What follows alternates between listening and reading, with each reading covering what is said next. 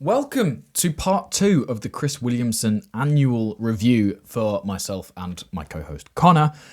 We spoke in the last one about our annual review. So we did an overlook of the year, what we did well, what we didn't do so well, and sort of the lessons we learned. Now we're looking more deeply into our memories, our plan for the upcoming year, and final closing thoughts. Connor, will you start us, please? Best surprise. Best surprise. Hitting 100,000 subs. Nice. In fact, maybe not even that. Just achieving more than 25,000 subs was a surprise. That is a surprise. I did like it. not believe when I set that goal the year before that I would achieve that. Love that. Yeah, it was crazy. What about for you? Being invited to Global Summit in the company I used to work for, being flown off to Sri Lanka and all paid for was just incredible surprise. Nice. Best meal.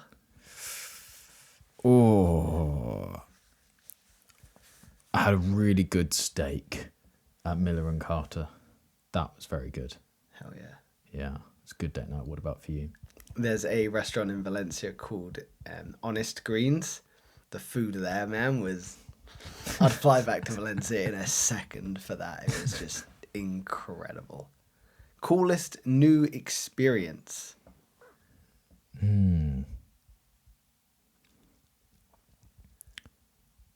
I enjoyed bouldering. Yeah, man. That was a cool new experience. What was it? Maybe another one will come in my head, but yeah, that one's the first one that jumps out. Oh, climbing Snowdon. I thought you might have said that one. Yeah. Yeah, I didn't want to prompt you, but I definitely thought that might be up there. Coolest new experience. It's a slight deviation, but I love surfing. And I, for the first time in Sri Lanka, tried longboarding. Rather than being on a shortboard or like a mid-sized fun board, I went on a longboard. I loved it. It was so cool, man. Like, it was just so much easier. It was absurd. Favorite weekend? Ooh, our favourite weekend. I think there was a weekend involved, but I went to Prague. Maybe it wasn't, maybe it was Monday to Friday. But yeah, there was definitely 2 days in there that were good. Like that. New experience in a new city. That's pretty damn cool. Favorite weekend? I had a weekend where my friends and I, we done High Rocks in London. Well, to be honest, we done 2 of them in the year and they were both awesome. Just surrounded by good people, good vibes, positivity, health, fitness, wellness, the whole weekend. Awesome. Loved it. Nice. Favorite first meeting? First meeting? Yes, With so- new people? New people, yeah. Favorite first meeting? Probably LiveCon. Cool. That was a good chance to meet like different people who work at Google and just have a conversation. Nice. Mine's odd. Don't judge me. It was meeting my dentist. So I went to a new dentist and he was so cool. Like, we just hit it off instantly. Like, we just had so much to talk about. Ironically, with his fingers and everything's in my mouth. But yeah, it was just a cool guy. You know, when you just meet someone, you're like, we vibe. I like it. Favorite new city? Prague. Prague. Mine was Valencia as well, which we've both mentioned. Favorite new emotion?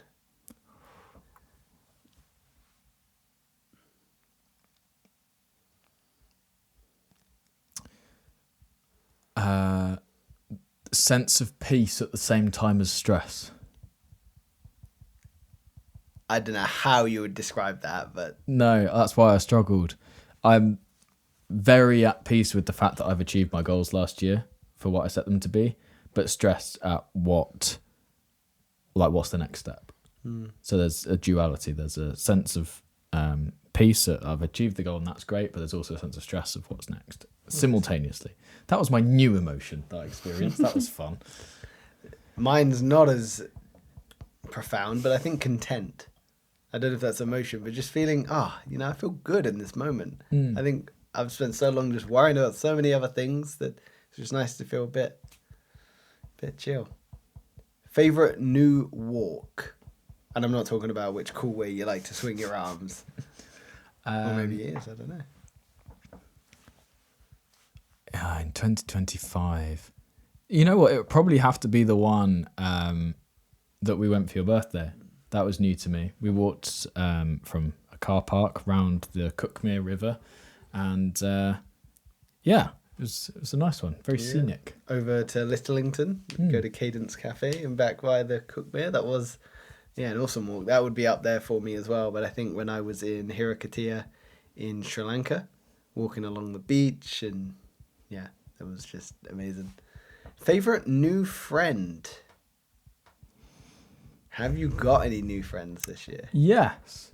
Tricks Music. Nice. On YouTube. I mean, we've had one video conversation. We've had multiple messages back and forth. But somebody new in my life, somebody that I respect. And nice to expand my social circle outside of the UK. Like it, man. Mine is a guy called Mina that I met through the company I used to work for. Italian, very passionate, very smart guy, really nice guy. No doubt he would have your back if you needed him to. That's what I really like in him. Favorite day? Favorite day? Yeah, that one's tough. I think it's I'm going to repeat answers. I'm going to go for it. It's walking up Snowdon. I thought you might say that. I probably could have used that as well for my favourite walk, new walk. Yeah. But, Favorite day is so hard to pinpoint, honest. It's incredibly challenging. But I'm going to say, just to try and push it out, is the day in Valencia when we watched our friends race in the morning and then we raced in the evening, and just the relaxed nature but intense nature of that day was just awesome. Most intense week? The week before I went to Prague, I got 2 weeks worth of work done in about 4 days. That was pretty intense. Yeah, that is mental. Global Summit when I was in Sri Lanka. So Monday to Friday, up at 8 a.m. Events all the way through. Evening things, meals with people, networking for 5 days solid. I was fried. Yeah. Best sex? Ooh. At my mum's wedding. My went somewhere very different, but okay. Not good. with my mum. Yes, thank you. Yeah, no, it was very much with my girlfriend. Good, thank God. Nice. Did you have sex in 2025? I had it once. So yes, that's... that was the best one that year. By default, Nice. The best and the worst.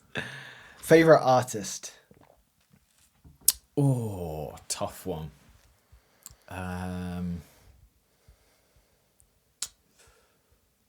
Tommy Emmanuel. He's a guitarist. Incredible guitarist. Nice. At the moment, Morgan Wallen. Nice. Yeah. Favorite song?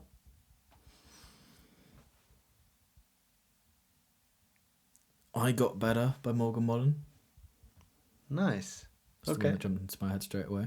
Yeah, good song. Oh, there's another one called Stone Cold Summer by South Arcade Okay. as well, which is a good song. Yeah, I've got 2, beginning part of the year, end part of the year. Beginning part is I Ain't Worried About It by Zach Brown Band. And the other is Really Wanna Know by All 60, both country. Nice. And favorite quote? Do the thing. Do the thing. Yeah, that's a good one. That's got to be up there. Mine, you'll not be shocked, but it's... You'll stop worrying about what other people think about you when you realise how seldom they do. Nice. So we're into the plan section. Ooh. We are into the plan section of moving forwards into 2026. What would I do this year if I wanted to make 85-year-old me miserable? What would I do this year if I wanted to make 85-year-old me miserable? So what my thoughts are with this straight away is something we've posed in our podcast. Not to say we're on parallel with Chris Williamson, but, swings and roundabouts. Is what would you do that your future self would thank you for? So it's a similar sort of mindset, but what would you do this year if I wanted to make 85-year-old me miserable? Stay inside. Don't go out. Don't worry about what I'm eating. Don't meet friends. And whenever you feel like you're going away from your sense of purpose, keep walking that direction.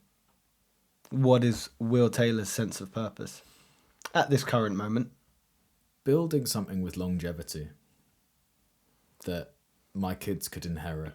So building something with longevity that your kids can inherit is in itself, if you were to be not aligned with your sense of purpose that you've defined currently, yes, by default, your 85-year-old self would be miserable. But staying inside, not conversing with friends, not pursuing your goals. Is there anything else that you could do this year that would make 85-year-old you miserable? Or do you want to expand on what you've said? Why is it about staying indoors, for instance, that would make you miserable? Because I'm sure there's other people that listen that maybe do stay indoors most of the time and they feel perfectly fine.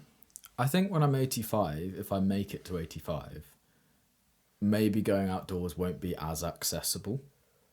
So when I'm in the position now where I have a healthy enough body to where I can go out for walks and I can go and do things, the fact that I would choose to stay inside and work towards something that's a meaningful goal is like, that's not meaningful when I'm 85.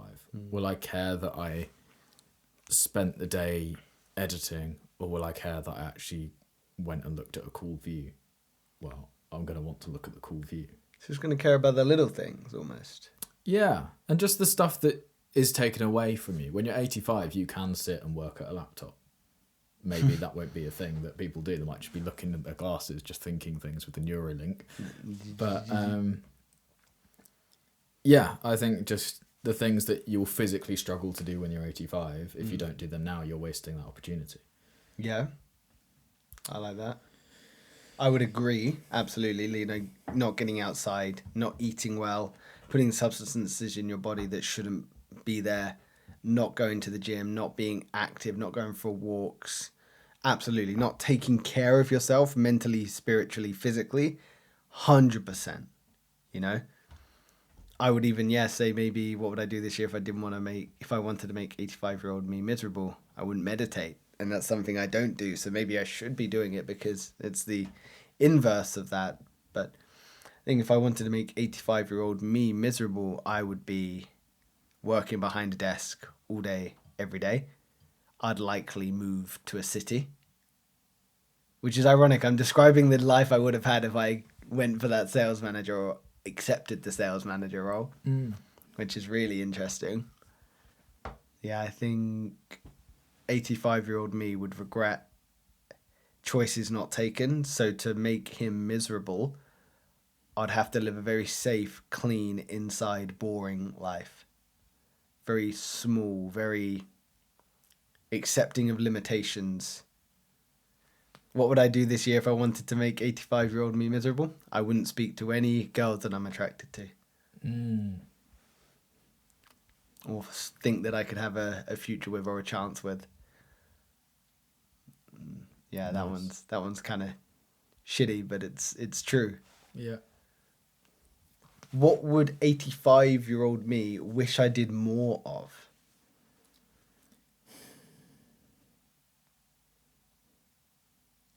Spending time with the people I love. I let too many things get in the way of me doing that. So, yeah, if I can find a way to spend time with more people and just enjoy those moments, I think I'll look back with grateful eyes on that. So tell me, spending time with people that you love and care for, how does that feel? How does that sit for you in the moment? Why would 85-year-old you wish you did more of it? You know, what senses are you experiencing? What is it about that experience that's going to fill your soul? Nothing's more fulfilling than that. There's no ulterior motive. There's no, this will compound and make the best thing that's sellable later. It's like you're genuinely just enjoying that moment, and it creates a moment that you can look back on and like. When you're just working towards something, like, because I want to say like, oh, well, I think I'd be very happy to look back and say that I just worked every day, but actually all those days that I'm working blur into one. Did I make a video and did I edit it? Yes. Well, that could be any day in the last year for me. Like, Yeah, pinpoint a day, yeah. Yeah. What was the weather outside? I don't know. Yeah. I didn't go outside. I don't know. Who messaged you? I don't know. Yeah. What was the video about? I don't know. Yeah, literally. So I think, yeah, doing things that create moments that are memorable, that are long lasting, that are fulfilling would be the thing I could do. 85-year-old you wished you'd... Yeah, that's a really cool answer, man. What about for you? Take more risks. Expand. I waited till you took a sip. There's a really bad joke. You can edit that out. That's staying firmly in. As it should. You zoom in knowing you. Yeah. Dick. What would 85-year-old me wish I did more of? Yeah, take more risks. Stand out on the ledge more. I know that might sound counterintuitive because I've taken a lot of risks, or it feels like maybe in some realities I take a lot of risks incomparable to like the norm. But I think I'm very comfortable taking risks where others aren't, and vice versa. You know, guys going out and comfortably talking to people they've just met, or talking to a pretty girl that they think is attractive, or going out to an environment they don't feel super comfortable with. That might be somewhat easy for a lot of people, but for me that feels genuinely quite daunting. So taking more risks, trying to say yes to more things, not at the expense of my own happiness, not at the expense of my values or something I put as a priority, but taking more risks, speaking to more people. That is what I believe the 85-year-old me would wish I did more of. Of course, it's definitely connect with friends, connect with family, create more memories, create more shared experiences. Of course, that's absolutely under that bracket, but I think take more risks when it boils down to me. I think I've started to do that as the year ended. You know, we've started this podcast, I've quit my job, but it's starting to communicate with other people, I think, as I proceed through this journey. So take more risks. Absolutely. What are the things I do to make my day go great? Something I've recently started, which is charging my phone outside the room. Nice. Like, I sleep better. Have you done that every day since 2026? No, when I was in Cornwall, Sure. I didn't. Outside of your environment, I get it. Yeah. Sorry, I just kicked you. It's all right. I've got another leg. But I have done it every day that I've been home in 2026. And yeah, I notice the benefits. I wake up and it's an instant reminder that you go and reach for your phone and it's not there. Like, oh yeah, I was meant to go for a walk this morning. And then instantly you've started your day better. Because you're deciding how the day's going to unfold rather than letting the day decide how your day's going to unfold. That's it.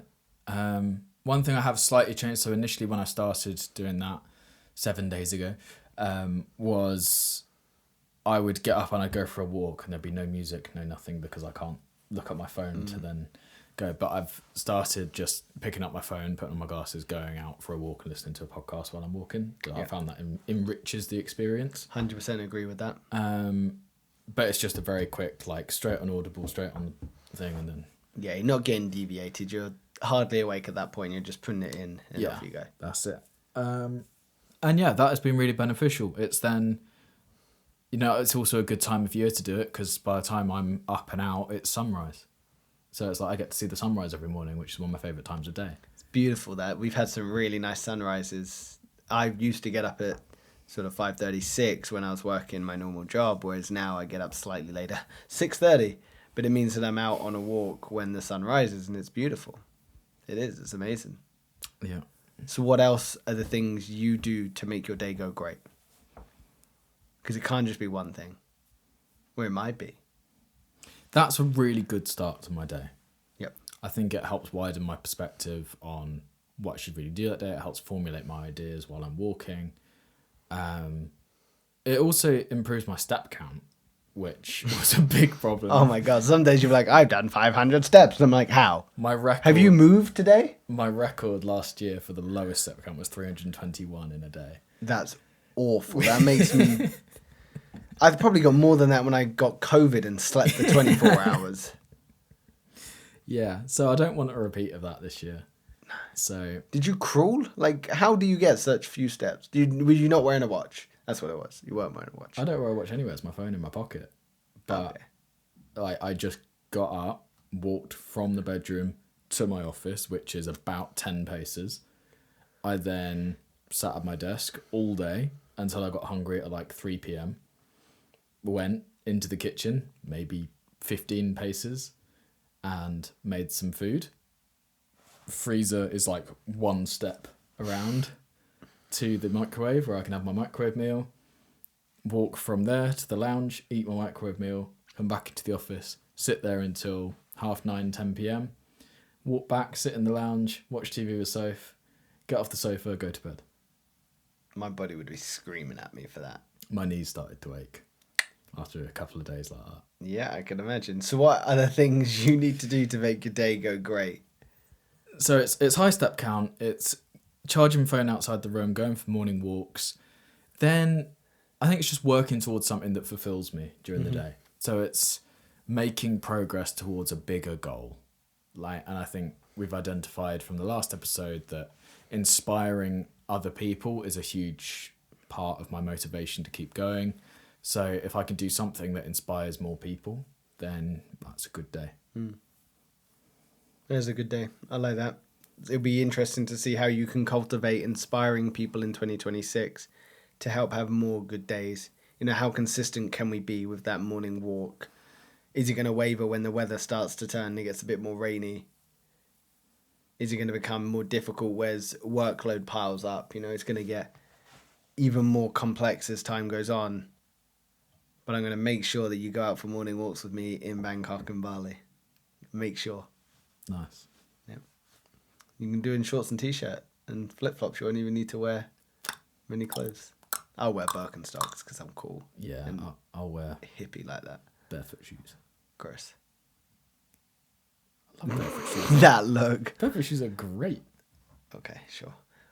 Things that I do to make my day go great. I absolutely agree with the morning walk. You know that's been a staple in my life for a while. Ages. Yes, I love it, man. I think I said this on podcast number 1. Morning walk. Alarm goes off on my watch. I don't have to look at my phone. Turn it off. Get up. Half kind of get dressed. Walk outside. Yeah, headphones in.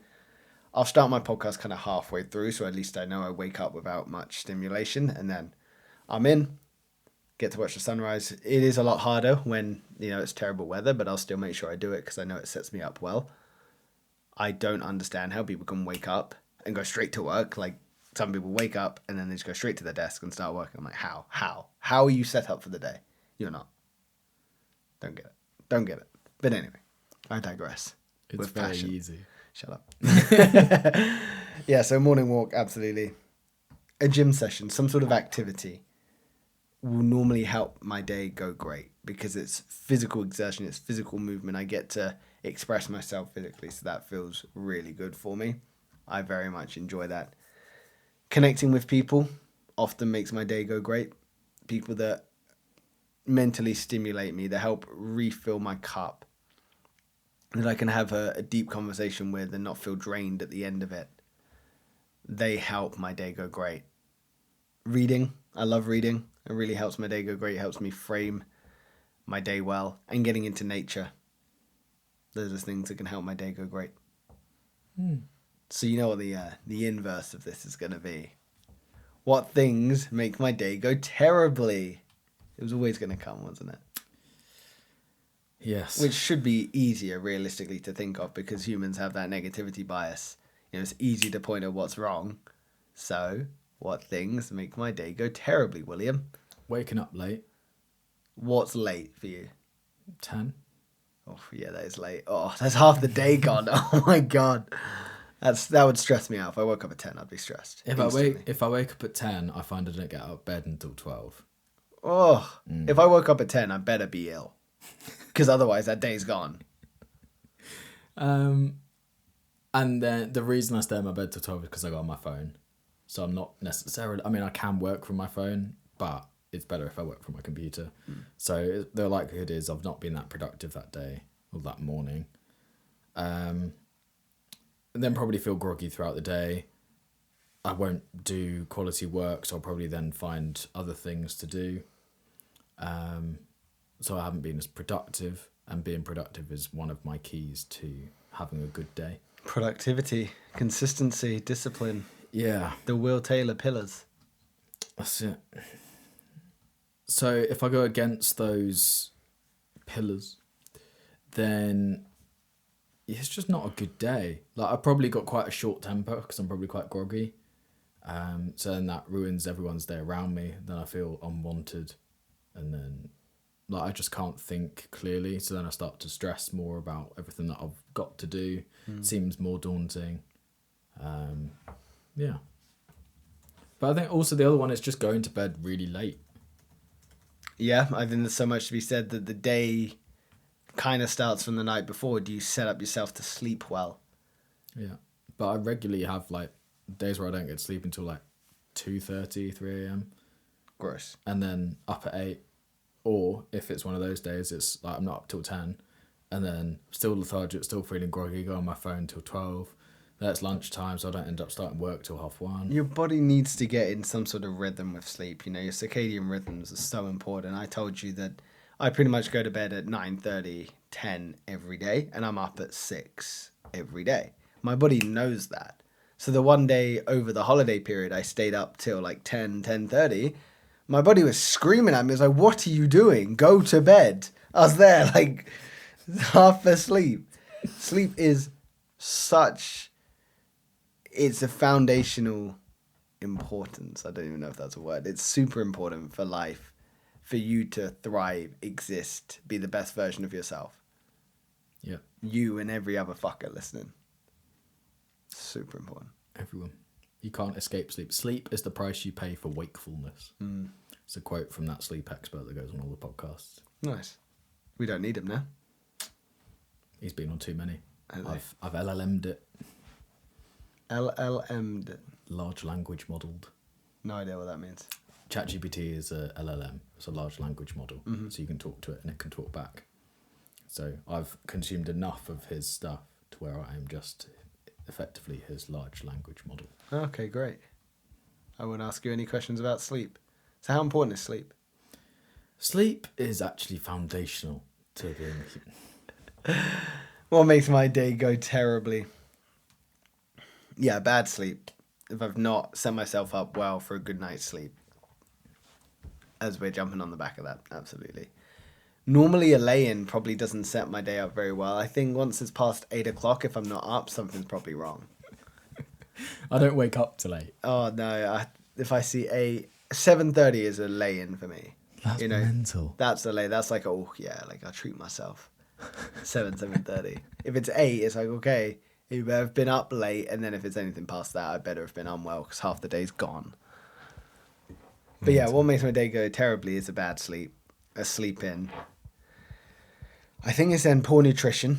So not properly fueling myself or being aware of my needs of the day. I think a day where I'm not planned or I don't have much organization where it's like, oh, I can do whatever I want, normally makes my day go terribly because I like to feel like I've not necessarily accomplished something, but have an understanding of what my day is to achieve. Whether that day is have a lay-in, chill out. If that's the plan for the day, then I know what I need to do to thrive that day. But if I wake up and I've got nothing to do, I feel so lost. I feel so untethered in reality that I just feel completely useless. For my own validation, for external work, I just feel useless. I need to know what I'm doing that day. I need to have a rough plan and a rough organization. Again, it doesn't have to be completely structured. And it can be like, oh, well, today I'm seeing Will. I'm meeting him at 10. Cool. That's the plan. That's fine. I know that plan. It doesn't have to be like, oh, at 10 we meet, 10:01 we laugh, 10:02 we get in the car, you know? That's a really bad day. Yeah, what makes my days go terribly is just poor planning. poor alignment with what I need to achieve. Interesting. So what does your routine on the prior day look like to set yourself up? When are you doing your plans? I normally plan sort of throughout consistently. I try and book in, with the podcast. It's like I know when I'm meant to be here, when we're roughly going to be finishing. So then I can start planning what I want to do on those days. If it's gym, okay, so what am I doing? What am I training? When am I seeing people? What time do I have to see people? What jobs do I have to do? So I'm planning sort of as life goes on. It's not like, I know some people, they feel the need to do, I plan everything on the Monday, so I know what my week looks like. I'm not that. I would just plan as I go. And I might get to a day where I'm like, oh, tomorrow I've got nothing on. Okay, so what do I need to achieve? Yesterday I didn't have much to do. So I was like, okay, what do I need to achieve? That came out of nowhere, sorry.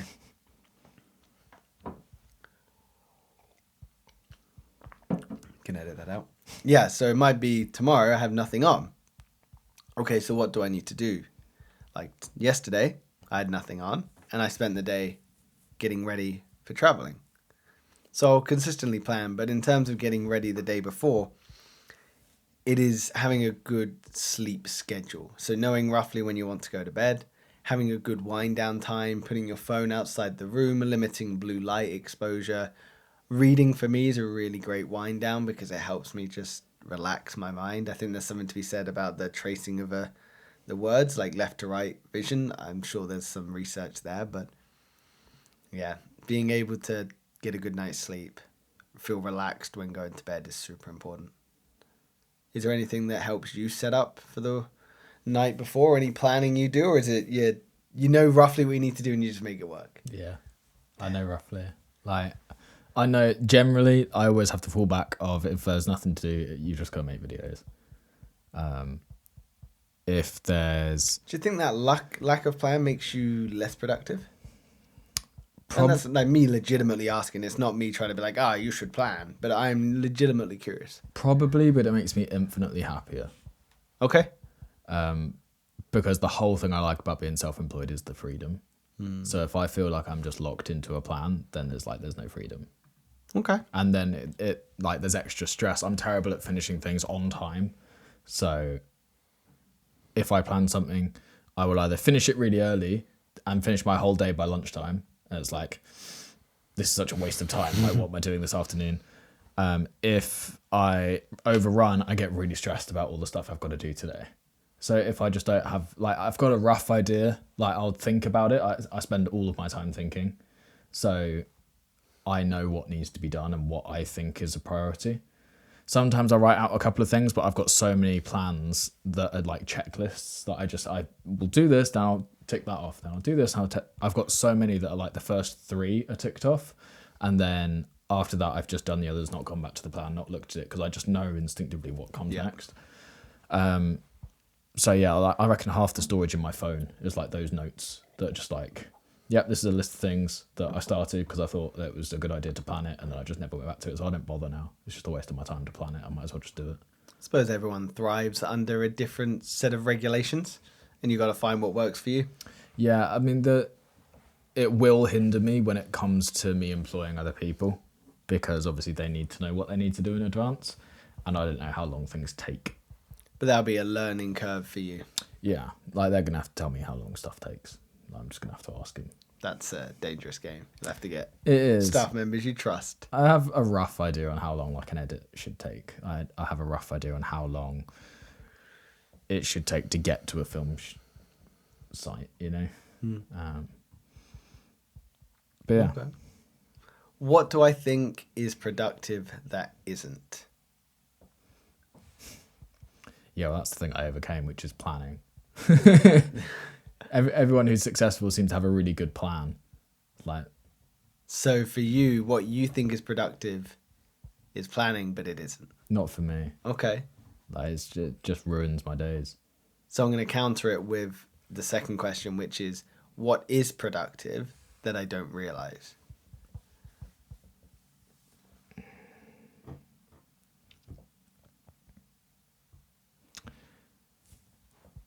Generally, I won't do something if I don't think it's productive. Something that I do now that I didn't think was productive is the charging your phone outside your room and the morning walks. The charging your phone outside your room, when I had it in my room, I was like, yeah, but I can just wake up and do work straight away. It's the first thing I do. I'll respond to comments, I'll look how much I've made, I'll do all my admin type stuff from my phone. The morning walk makes me feel refreshed, and that's not something I'd done previously, so I didn't know. So I gave it a try, and it turns out it's beneficial. So I'll keep doing it. But I generally don't do stuff unless I think it's productive. Okay. I suppose you tried to optimize as much as your life as possible. I think you've probably done a lot of trying different hats to see what works for you. So, yeah, I take you at face value. I trust you. What do I think is productive that isn't? I worry that sometimes... I don't know if you need to crack it. I wonder sometimes that if I do too much in the gym because I think it's productive. You know, like yesterday I went for a run in the evening after we weren't able to film because it's like, oh, you know, I've got the time. I need to do a run this week, so I'll do it then. And I wonder if maybe I'd be able to make more progress if I was worrying less about trying to do more. Does that make sense? You know, almost get in your own way. Yeah, this is it. I also think when it comes to the gym as well, I wonder if I'm doing too much in terms of trying to do too many things. You know, I want to build muscle while getting better at high rocks and being better cardiovascular, but I also want to be stronger and bigger. And so, yeah, I worry if I'm trying to do too much by trying to do too much. So what do I think is productive that isn't? Yeah, maybe my obsession for optimization. You know, maybe I spend too much worrying about the 90%, the last 10% and not enough worrying about the 90. Or rather, too much worrying about the 10% on something that 90 is enough. You know? Yeah. That was the first thing someone taught me when I was at the company I've just left, which is sometimes 90% is enough. Sometimes 90% is all you're really going to get. And it's okay with that. And don't get fixated on that 10%. And I was like, well, I am someone that will fixate on the 10%. So thank you very much. What is productive that I don't realize? That one's tough because it does encourage you to look at something that you don't know. So how am I meant to know it if I haven't tried it? What is productive that I don't realize? It's a really hard one for me. Could be, I suppose, things that you have thought about doing that you think would be beneficial and that you haven't done it because you don't think it would be productive, but actually upon reflection maybe it would be. Yeah, I suppose that's a good way to look at it.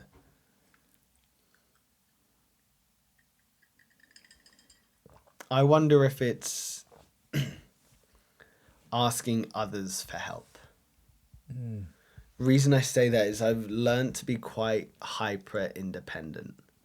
I've been very good at just getting my head down and doing what I need to do to help myself. And I don't think I've been very good at letting other people help me or relying on others to help me. Because maybe I don't think, well, they don't know me like how I know myself, so it's better if I just work through this myself. So I wonder if maybe it would be more productive to help lean on others, to help build me up. That's what I wonder. Do you lean on others when you need help? Does that feel productive for you, both business, personal development? Yeah, I lean on my dad a lot. He calls me every day, which is awesome. Like just a good person to bounce ideas off.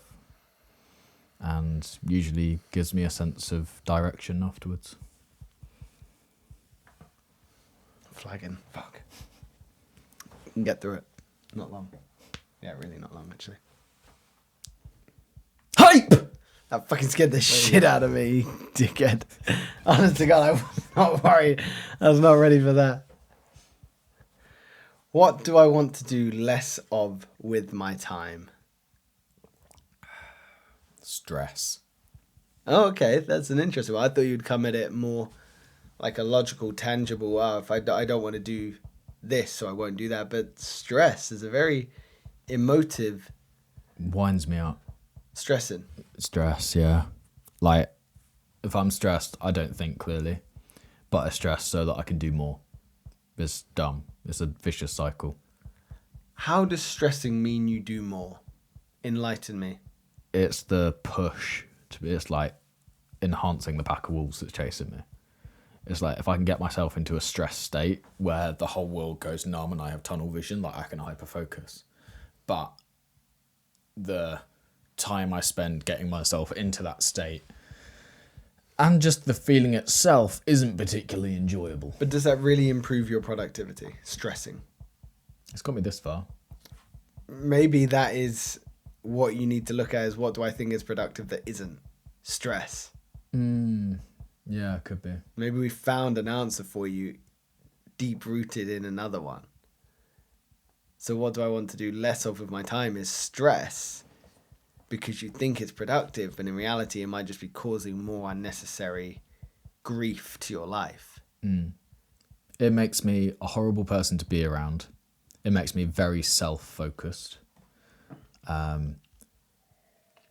It does help me manage my time, because anything that's not the primary goal is a waste of my time, and therefore I just say no. So it's very easy for me to say no when I'm in that state. But interestingly, in this very episode where Chris says about his annual review with Stephen Bartlett, he says sometimes we need to spend less time on what's urgent and more time on what's important. Do you think you've been spending more time on what's urgent? Nothing I do is urgent. If I really look at it, nothing is. Yeah, but you can intellectualize that, but when you need to get a video out... Yeah, that's urgent. There you go then. But I'm pretty good at batch recording now. So my shorts, for example, they previously would be the key cause of stress and would be very urgent. So because I wouldn't batch, so I'd need them. If there's a short going out, I'd do it that day. Short going out, do it that day. Now I do like 9 or 10 or 12 in a day. Like, that is that day's work, or half that day's work. And then the rest of the week, it's not urgent, so I can focus on what I think is important. What I think is important 9 times out of 10 is editing, but also it allows me to have freedom of thought where I can go like, oh, actually now I have time to actually go to the gym. Now I have time to think about what I'm eating. Now I have time to spend time with friends. So you want to do less stressing with your time? Yeah, it'd be nice. So you know what the other question is going to be after this. What do I want to do more of with my time? More editing. No. What? Just chill out. I'd love to do more of that. Okay, is that achievable for you? And if so, how? Because I think it is achievable for you, but I have no fucking idea how. I'd love to want to chill out more.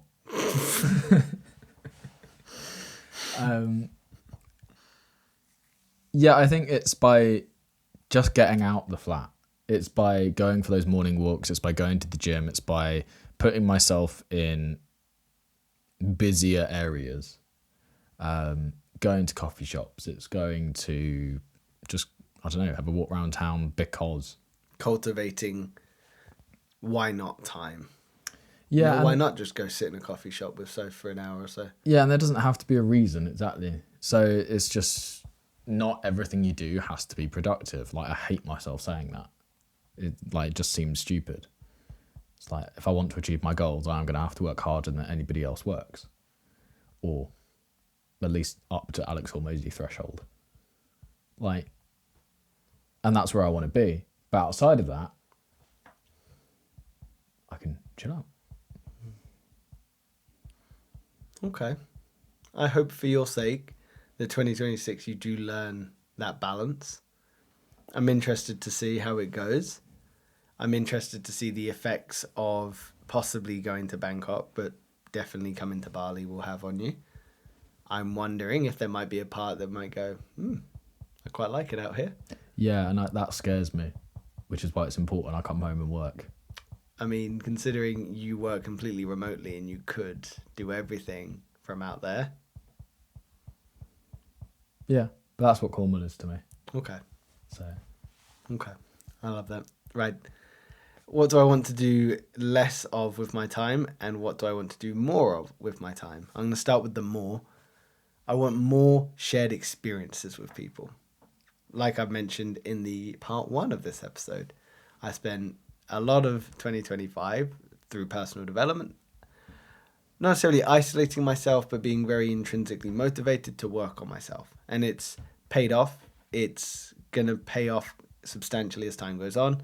And I will continue to invest in that development. However, as I've mentioned, shared experiences just elevate any experience you might have had by yourself. Being able to connect with someone through sharing a memory is incredible. So I'd like to be able to cultivate more shared experiences, and that doesn't have to be watch the most dramatic sunset while standing on top of an elephant in the middle of the ocean. You know? That was very creative for you. Thank you very much. Thank you. Add that one in the back pocket. It can be... That's actually in the plan. It is, yeah. Verbatim as well. It could just be have more shared experiences, so like going for a walk with someone on the seafront, you know? Just shared experiences where we can go do something with someone that you care about. Yeah, so more shared experiences with my time. What do I want to do less of with my time? That's a really tough one for me because I quite like how I invest my time.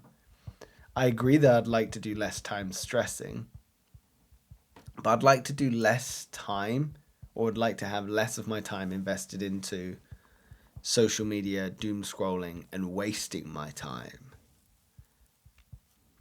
I know that I can spend a large amount of my time pacifying myself, whether that's doom scrolling, whether that's just sitting and doing nothing. I know I can do a lot of my time just kind of, you know, what am I doing? So I'd like to try and find better ways to invest my time. And by doing that, I'm happy to drop the perceived investment in social media and doom scrolling and all that kind of BS because, yeah, God knows that's where my time can be lost, for lack of a better word. What does an ideal normal day look like? I really like this one because it's not an ideal day where it's like, oh, imagine you had no boundaries, you know, you could do anything. You could skydive and then you could be in the middle of the ocean. You could do all these different things. So what does an ideal normal day look like for you? Wake up. Yep. Phone is out the room. Yep. Go and get my phone in the morning. Stare at it. Scroll. Check everything. Put on some music, go for a morning walk, come home, make myself some poached eggs on toast, and then not immediately wolf it down, get up and go to work. It's eat the food, and I do eat quickly anyway, but not rushing to get to work, but allowing 5 minutes to sort of just go, am I ready for the day? Cool. Okay, cool. Now I'll go. Like that sort of attitude towards the day, because then you haven't started it on the wrong foot. You're not feeling like you have to already play catch up. Yeah, exactly. Then sit down. It's probably at that point that I start to form as well, just like while I'm sitting in that semi-meditative state after eating, that I start to form the plan of the day in terms of, you know, what must I achieve today? What would be nice to achieve today? What can be achieved today or not? It doesn't really matter. And then, yeah, just doing that and then just getting in that flow state and just working. When I come to a natural stopping point, stop, have some food, maybe go out for a coffee with my grandparents, come back, do a bit more work, maybe do a live stream. I find them engaging and inspiring. I haven't done one for ages as well, so I've probably got a bit of a bias towards doing that at the moment. And yeah, just keep doing that. And then girlfriend comes home from work and just hang out with her. No pressure. Just, that's my day. I like that. And I tried now to string as many of those together as I can. I suppose that's how you cultivate a great year, right? Is you just try and string together as many of those normal, ideal days to suddenly you've had a great week. And suddenly a great week's a great month. And those heavily outweigh the bad days or the days where you've had a little bit more on your mind than normal. So it's a really great way to just approach a year. I like that, man. Yeah. What does an ideal normal day look like for me? So we're saying this is a day where you're like got a day off or something. It's normal in terms of the parameters of where you're living right now. Yeah, let's say you wake up in your bed. Well, yes, I would assume so. But, well, no, because you could wake up in a hotel, or you could wake up in Sri Lanka, or you could, Okay. you know. Wake For up you, in my that, bed? that has to be in there, because otherwise you would just say, well, I'd wake up in Australia, then meander over to Indonesia. Meander. Yeah. Yeah, a little hop, skip, and a jump over to window. Yeah. Easy peasy. A normal day, ideal normal day, would start with probably a sunrise morning walk. That would be a really great way to start the day. So this isn't in June. Well, the time is almost irrelevant because the 4 a.m.? sunrise morning walks are just incredible. Not too early. Whatever. Mine, this is for you. So Yeah, sure, you wake up Yeah, and keep your judgment out of my normal day. How dare you? Thinking you're better than me? Ideal normal day, yeah. Sunrise morning walk, for sure. I love, and I know this is really silly, but it doesn't feel silly to me. It's super important. I love the breakfast I have. I've had near enough the same breakfast for years. It's a variation every day, it's slightly different, but it's that moment of peace. I get to sit down, I make my breakfast. I feel quite methodical making it. I sit down, I just eat. I don't eat too quick. I take my time eating it. I wait till like the food that's in my mouth has been swallowed and, you know, it's out before I put the next one in. I just sit and chill and breathe. And what is that magical breakfast? Protein oats. Yeah, Fun. it's better than poached eggs. No. Protein oats is amazing. There's so much you can do with it. As long as you got oats and protein, you can have like fresh fruit. You can have peanut butter. You can have like seeds, nuts, berries. You can go like, yeah. Sorry, I'm sold. I can have berries and nuts with my cardboard in the morning. You've clearly never made them well, so you know what, don't at me. And then, yeah, ideal normal day. I'd probably head to the gym, do some sort of physical activity. I'd likely go out for a walk with a coffee with a friend where I can have a deep, honest conversation with them. Likely in like the fresh air, whether that's nature or something to that extent. I'd eat good food. And I'd likely go out for a restaurant with someone that I care with. On a normal day? Yeah. Nice. Carry It's an ideal normal day. on. Okay. Stop getting... How is there so much judgment towards my ideal normal day? I'm going to wake up at 4 a.m, eat some cardboard, go for a walk. I mean, yours involved working, so which one of us is wrong here? Carry on. I mean... Cardboard Connor. Right, work William. Yeah, it's very similar to everything I've been saying. It's just shared experiences, doing something outdoors, going to the gym, eating good food. Yeah, it doesn't have to be groundbreaking, but for me, that's what an ideal normal day would look like. Nice. And you can fuck right off. I know what you're going to say, and I'm going to move the conversations along. What conversations do I need to have? What conversations do I need to have? Need to talk to my girlfriend about when are we actually moving to Cornwall. Can we put an action plan in place? Let's have our ideal plan and we'll move at this date. Our secondary ideal plan and we'll go there. And our fallback plan of no matter what at this date we're going. Yep. That's a conversation that I need to have. And it's not an easy conversation either because you don't know what financial position you'll be in at the time. But I know that's something that means a lot to both of us moving over there. And I think maybe the longer we put it off, the more daunting it seems, especially financially, because you can always buy a bigger and better place. So it's like if we're buying a place and moving there at the same time, then... But if we just waited a year, we could buy an even better place. It's like you can have more of the dream in one go rather than moving there and then building the dream. Yeah, and like we mentioned before, it's just deferring the life that you want. That's it. So that's an important conversation. And finding the time for that is not easy because it's obviously I don't want to wait until Soph's home after a 14-hour day and then broach the topic. You know, it's got to be, maybe when we were in Cornwall would have been a good time to have that conversation. Other conversations I need to have, I think I need to have more conversations with myself where I just think, like, what is it that I really want out of this year? What's like the one or two things that, like, if I could have that I don't have now, what would they be? Mm-hmm. I think realistically, I know deep down what they would be. My guesses would be consistent in the gym, so I'm healthier physically this year than I was last year, and just inspire more people. That's probably where I'd lean. So your conversations are very much going inwards.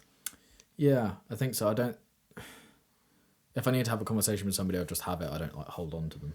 So you don't think there's any conversations with people in your life other than, say, Soph, that you need to have conversations with, you feel very comfortable with, sort of the relationships you've got, how you've navigated them in the past, you feel very comfortable there? Yeah, I've got no skeletons in my closet. Nice, man. Yeah. But I don't know, maybe that's just I'm blissfully unaware of how horrible I've been to a lot of people. I don't know. Yeah, maybe loads of people need to have conversations with you. Yeah, and I'm here for them, Come and say hi. Yeah, you really upset me when you disrespected my normal day. That's all right. That's a conversation I need to have. That's fine. You can feel disrespected. I want you to validate my feelings. You feel disrespected. I do. And whose fault was that? It's mine. I'm so proud of you. You're doing so well. Is that what you want me to tell you? No. So I celebrate you. God, we need to feed you. Don't you getting like a gremlin? Sorry. You've just sat there and drank protein all day. You haven't even been to the gym, you dick.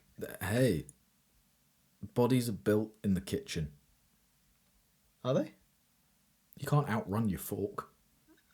Depends how quick it is.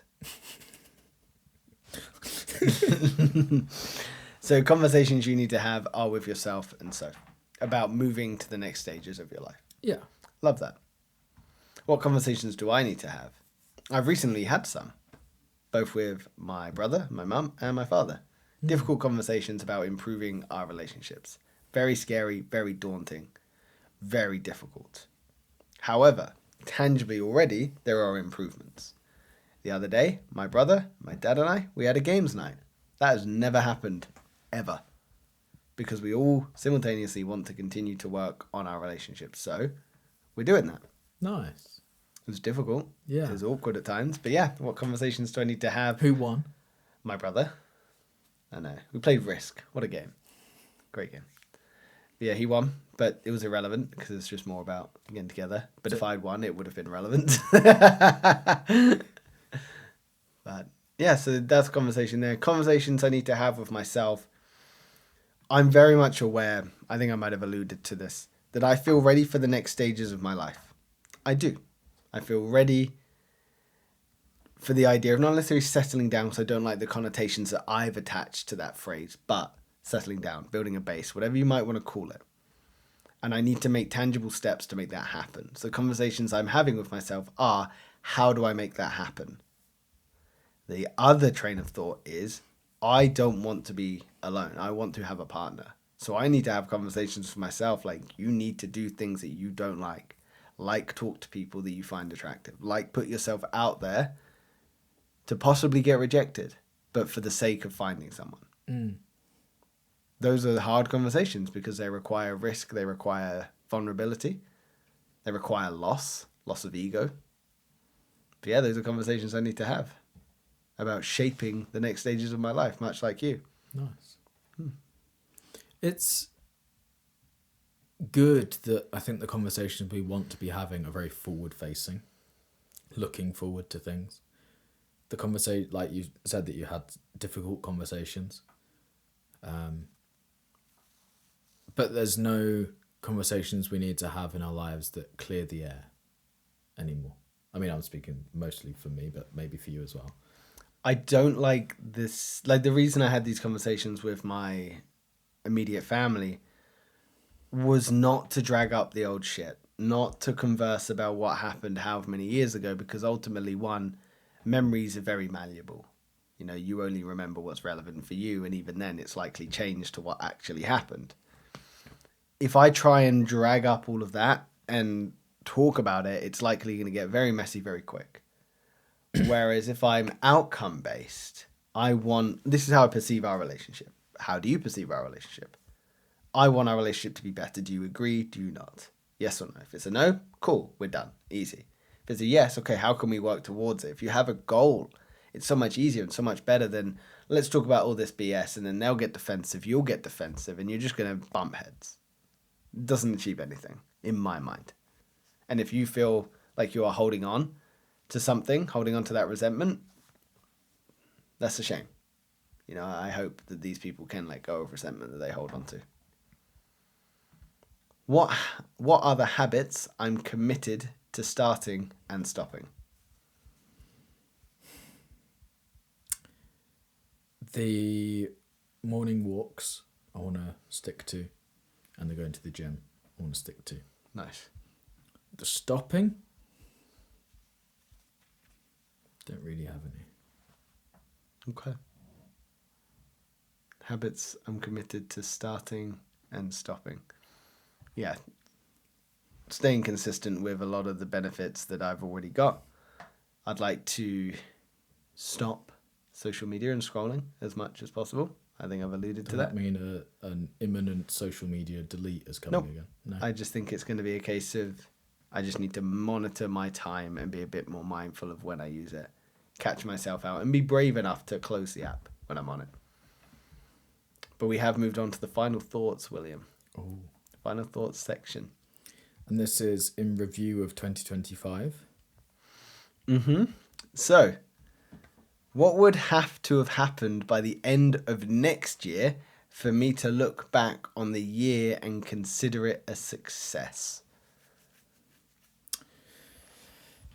Having been to the gym at least 4 days a week, barring any illness. Do you find that might be a little bit difficult because it's very number and tangibly outcome based rather than be consistent in the gym? No, it needs to be a tangible number. Otherwise, I won't do it. I think consistency is an easier metric to align to. Yeah, but I can be consistent at 1 day a week and I won't have what I want out of it. Okay.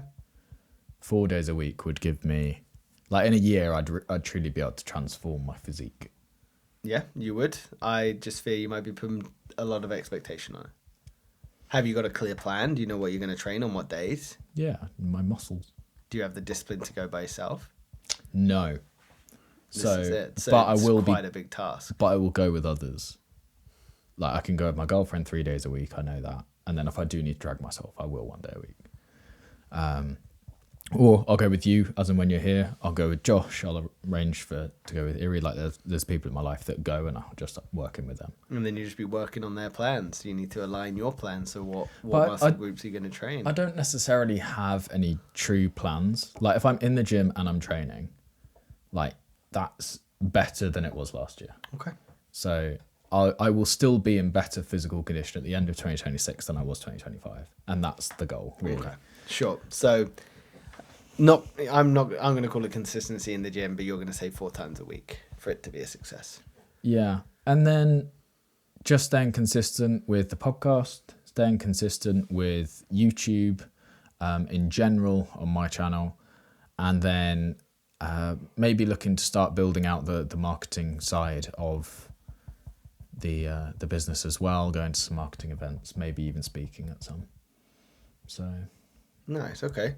So nothing there that feels necessarily huge, but far enough out of your reach that has something to work towards. yeah. I suppose that's the golden middle ground, isn't it? We can't reach for something that's too unrealistic or requires too much sacrifice, but it's something that we do still need to work towards. Yeah, I think the hardest ones in there are the gym for me. For me to go 4 days a week, that's like 8 hours a week that I've got to find. So that's probably the biggest commitment.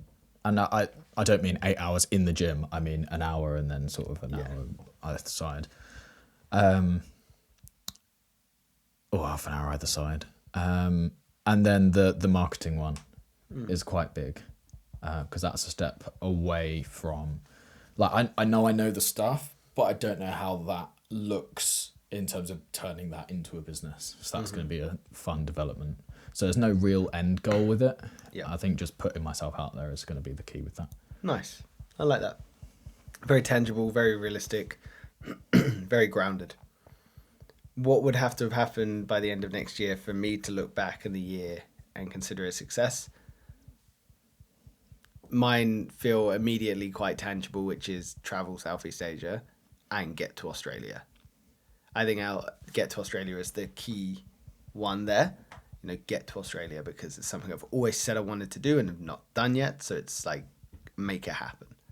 It's like what we said about the deferred life, about moving to Cornwall. For me, it's like, make it happen this year. Like, there's no second. I don't care if it takes all your money. Get the fuck out there now this year. Sort it out.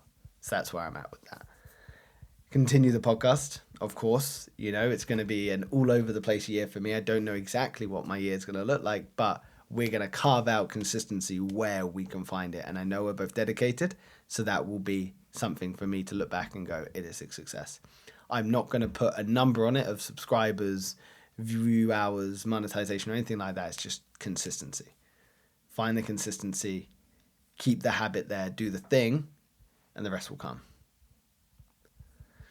I would like to stay consistent in training, which will be more challenging while I'm away. But for that to happen, I would consider that to be a success. For sure. Absolutely.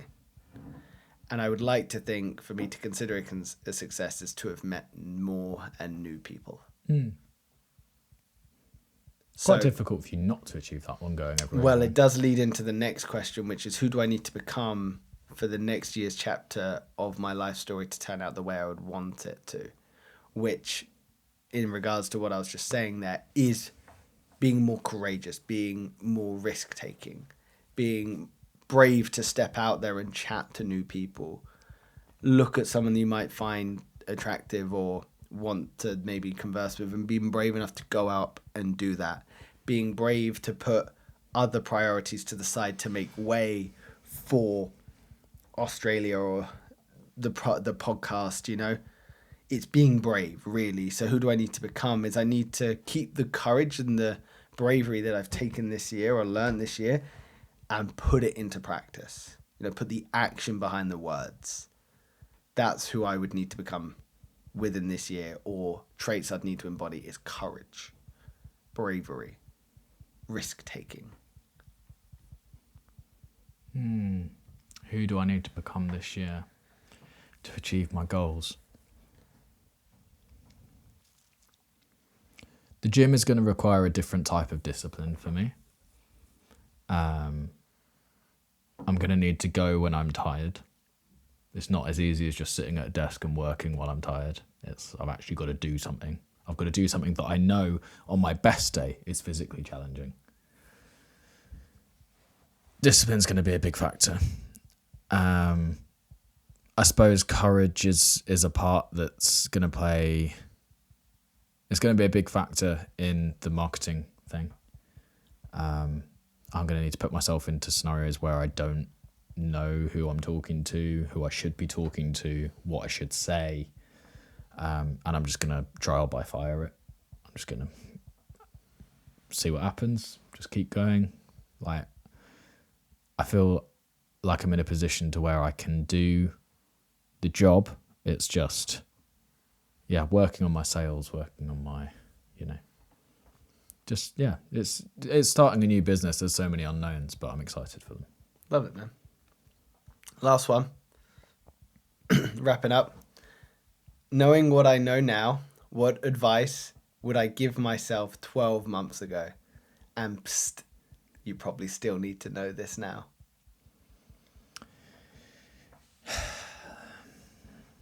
I'll go first. Yeah. Because I saw you struggling. Knowing what I know now, what advice would I give myself 12 months ago? Stop deferring your life. Start the podcast. No side note, start a podcast. But stop deferring your life. Stop waiting for the permission to be happy. Stop waiting for the permission to take ownership. Stop deferring your life.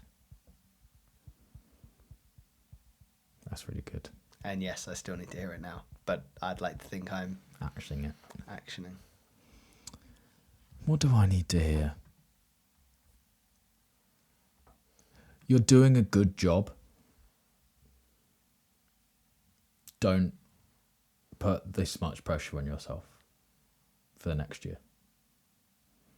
And that's something I probably needed to hear at the start of 2025 when I was stressing about how I'm going to finish uni this year. And I didn't even mention in all of this that I finished university. I've got a degree because I forget. It was a waste of my time. Anyway, at the start of 2025, moving into 2025, even throughout the channel blowing up, like I was stressing that I'm not going to make it. And like I just don't know what I'm going to do next. Like, how do I know I'm meant for more than 1,500 quid a month from gigs. I know I am. How do I build this felt like and just working all the way through 2025? I just needed to be maybe told you're doing a good job from future me. I don't think anybody in my life could tell me that advice and me listen. I think if I could listen to future me, probably be like, you're doing enough. You're doing a good job. Like, keep at it if you must. But things do pan out. And I hope that that's the advice I need to hear for 2026. But maybe we'll have this conversation this time next year. But like, we'll do more. I'm not even going to elaborate on that. I think you smashed it. And I really love that for yourself. We're at time. Crazy. My hands are sweaty. I apologise. Oh, that was good. I know, man. Hey, you made it this far. Well done. If you made it this far, you probably like this video that the YouTube algorithm has selected for you. So, give in to peer pressure and watch that link. Sick.